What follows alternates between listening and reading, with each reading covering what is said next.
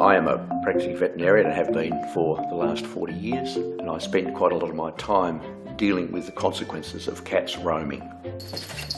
That's the main reason when we got Rasputin as a kitten. We made the decision that he would be an inside cat for our convenience and also for his health and safety. We've had Rasputin now for 12 years and he's been a contained cat for that entire period.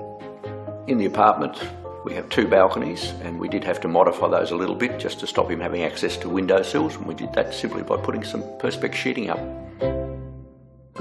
He really enjoys coming out and sitting with us on the balcony. He likes to get out in the fresh air, but he also likes to be in company. He also has a little posse by the window, a cat climbing frame with a few toys on it, and he spends a lot of time on that, sitting on the windowsill watching the traffic going by.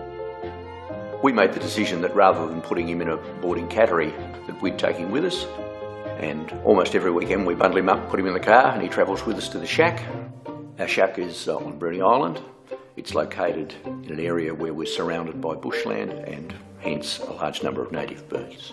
When he's at the shack, he's either inside or he's outside in a contained area, or he does have some exercise under supervision on his tether. Got a bit of braided nylon and a clip, clips on the back of his harness, off he goes. As everybody knows, cats are fairly murderous beasts, will hunt at every opportunity, and he still does display some of those characteristics. But being on the tether, he's learned that there's a limit to what he can do, and because we're out there with him, supervising him all the time, he's been very readily trained to not be stalking all the time. He'll go outside and he'll sit and he'll watch, and that seems to be enough for him. It seems to keep him happy. When we decided to establish our veggie patch, it's mandatory in this sort of environment to have it enclosed because of the native animal population.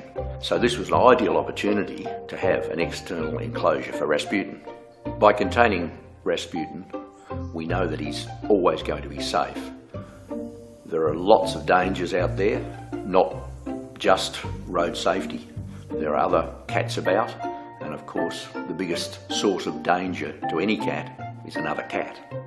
In my time practicing as a vet, I see multiple animals coming in with the consequences of not being contained.